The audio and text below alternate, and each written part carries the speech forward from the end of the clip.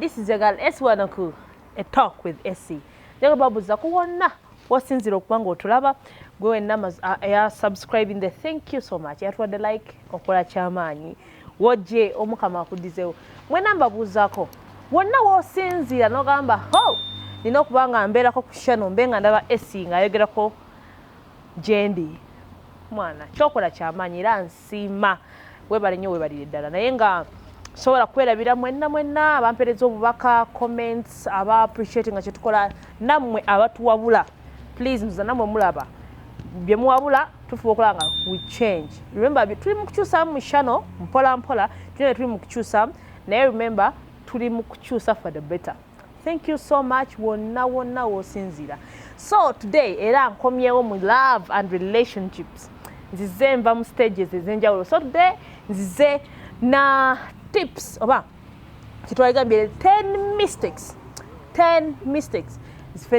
we tugenda ku date zetukola, and actually these 10 mistakes you should avoid them for real. Okay, so please tuula kalira tusome tuyige kitegeera gwe wennanga oli mu kweteekateeka oli awo weeteeseteese ogenda kutwala mwana w'abandi out gwe oba omutwala ku date oba gwe wennyini gwe batwala please you should avoid these 10 mistakes fenna ze twesanga tukoze ate. So 1, poor time managing. Okay, so let me ask you something oba kale tukyogeremu tunyumyemu kambeko kyembuuza kyenjagala okumanya. Omuntu agenda ku date ovudde kuva mabega nga mutegeka tino mugenda ku date ennaku z'omwezi bweziti ne bweziti lwaki oba otuuka late n'otuuka nga kuyiseko essaawa emu mwabaalagana ku ssaawa 8 n'otuuka ku ssaawa 9 wano ndimu naye nyumyako n'omukyalo omu yaŋŋamba gayi yampita ku date najja ninde dakika 10 ninde dakika 2 nga mukubira essimu agamba ajja kyenakola okimanyi agamba kyeyakola yagenda bugenzi oyo agenda okutuuka okujja for real nga oli yagenze dda nga yakooye. So please omuntu agenda ku date weeteeseteese otya weeteeseteese onyumye bulungi muvudde mabega nga mwogera tino olunaku weeruti mugenda ku date. So tekyali badde kyabuvunaanyizibwa oba si kyabuvunaanyizibwa wadde akamu wadde akatono bwe kati okujja ku date late. It's not actually tekiriyo kyali badde nti otuuka ku date gwe ng'omwami nga ndoza wabulayo dakiika 3 omukyala dakiika nga 10 nolema kujja nga orashinga yo please ojje wesettinge bulungi kugamba nga oli ready for a date. Number 2, another mistake abantu abamu be bakola ku date ng'ate ensobi words okwogera ennyo. Okay, ebintu bye twogera date tetuganye batuyise ku date kuba kwemanya kwogera kumanya oli kino kiri. Okay, so si kyabuvunaanyizibwa kwogera nabyo tagasa n'oyogera n'ebyedda n'oyogera date esooka tetuganye ebyo bujja byogera mu maaso eyo gye bujja naye wano ku date esooka oba ku date esooka si buli kimu kino olina okyogerako. So you should limit your words. Ensobi endala gye tusinga okukola aba kugamba era mistake gye tukola ku date zo ze tugenda kubanga twogera ebyo bye tulina nakwogera. So ogenda ku date please limit your words. Yogera ebintu bitono nnyo nga bya mugaso toyogera kino kiri please no. Another mistake kwogera kuba ex for real. Ogenze n'omwana w'abandi omwana omwami omukyalo ogenze naye ate otandika mubowa otandika kwogera ku ex yakulekawo ex wa ex ebibozibozi. Ogenze ku date my dear ex mujje mu mboozi ex talina wajjira. So mistake endala gye tukola nga tugenze ku date our first date is that we talk about our exes notuuka tuneyesikamu fena tukimanyi nti omuntu waba ayogera ku ex we olumu aba teyamukyawa ate actually ndivaneko ekyo ekyokubanga tewamukyawa ex aba yatta kati onfunye ekiba kikogeza ku ex wo mba sikitegeera oba omufunye ekiba kikogeza ku ex wo tewali ayagala kuwulira ex yes ate na tukimanyi wali muntu agenda kujja omubuuze ki ekyatuka ku past relationship yo ayogera amazima ajja gamba x yakola bwati x tasagamba banze nakola bwe never so okwewala all this nonsense tujje x mu mboozi ogenza ku date esooka please x muveeko tomwogera nako actually x aba x kyalibadde kyamagezi x n'omwerabira era x emininge x okay so number 4 mistake endala gyokola oba gyemukola gyemutera okukola nga actually you should avoid it oba ogenda ku date oyinza okuba wagikola nga nsobereri this time around togikola don't get drunk tetuganye omwenge guwooma kawaini kayinza okuba omwenge guyinza okuba gukuwoomera naye ogenze ku for real nogenda ku date nonywa notamiira noyoga neyotalyogedde oba so tekiraga nnyo buvunaanyizibwa oba tekiraga nnyo makulu kubanga you get drunk ku first date yo actually oba tugambe tino oba if you feel nonywa ecupa emu yokka osobola okutamiira okay bambi kola osaba amazzi okay oba at least oba ask for tea coffee ebintu ng'ebyo oleme kutamiira it's not good okubanga first date yo bwe budde obw'okunoonya obubonero okulaba nga omuntu ekitegeera ate oli otamiira please so you should olina okukyusaamu kubanga waliyo abantu abamu nga ne ku cupa emu atamiira so please if you think ojja kutamirira na ku cupa emu then it's better nosaba chai nosaba amazzi nosaba soda ebintu bitonotono ebyo noba nga tokola nsobi ya kutamiira ku first date yo okay number 5 ogenza ku date right nesi bwe budde obutuufu obw'okwogera ku marriage and kids njukira date first date lwolunaku lwofunye lwotudde n'omuntu oli mumumanya muli mu kwemanya muli mu kwetegeera bintu birala nnyo nza bye mwalyogedde ku date nga temunnatuuka kweryosa kwogera ku ate njagala kuwasa ate njagala kufumbirwa ate njagala ompase ate njagala tubeere n'abaana bwe bati no please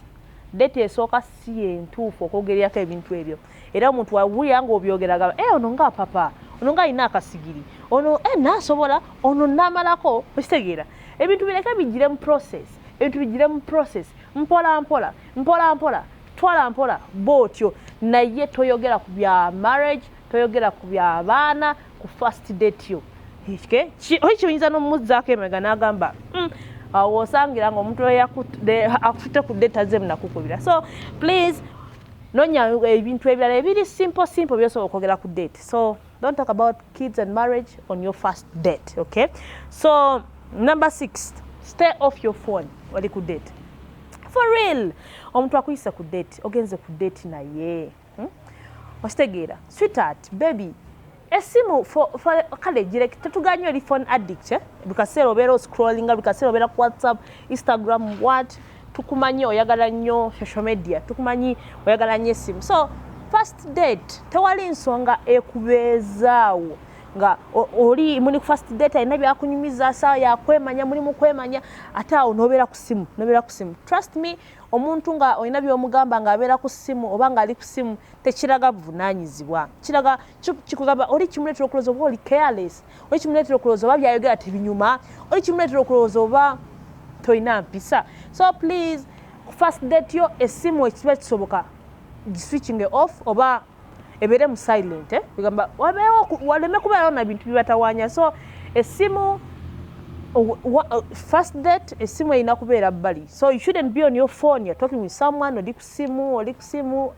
tekiraga nnyo makulu tekiraga nnyo buvunaanyizibwa ogenda ku date ate gwe notandika kubeera ku simu no please it's not good okay so number 7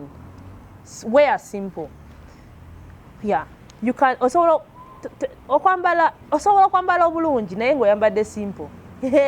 ogenda ku date olina omulaba nagenda naleeta akali please kakana ogenza ku date right good naye kakana sala pressure nonyayo akagoye kakalungi akali simple okay naawe omwami naawe omukyala nonyayo akagoye nga kali awo kali simple naye nga kalabisa kitegeera simple ojja obeere comfortable oleme kubeerawo nga osika kali omuntu ajagamo n'abadde ki mutudde ku date ali kiki asika ali mukwetereza please kati yambala ebintu ebikuwa emirembe obeere nga oyambala ebintu ebiri simple bikuwa emirembe obeera comfortable okitegeera kugamba n'oyogera n'omuntu omukakasi oli ku date nga kugamba ebintu kitambula bulungi ng'ebintu bitambula bulungi neggwe n'oyagala okwambala n'oyambala oli musikosike n'abakyala balina please so please yambala in a simple way ogenda ku date so ensobi gye musinga okukola ku date kwe kubanga ojja ng'oyambadde ebintu okumalako emirembe you don't feel comfortable at all so please you should think about it okay so number 8 ladies kano kamwe ladies the first date actually like mbawa advise don't go to his place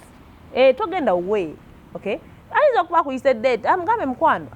in first date naye oba ompisewo sijja kusobola sijja kusobola omanyi kusinesitani naye ngeri gyatukemakemamu so okugenda mbu oli akuyise we mbu first date nze date mba sigitegedde emugambe mukwano if you can't take me somewhere else nga siwo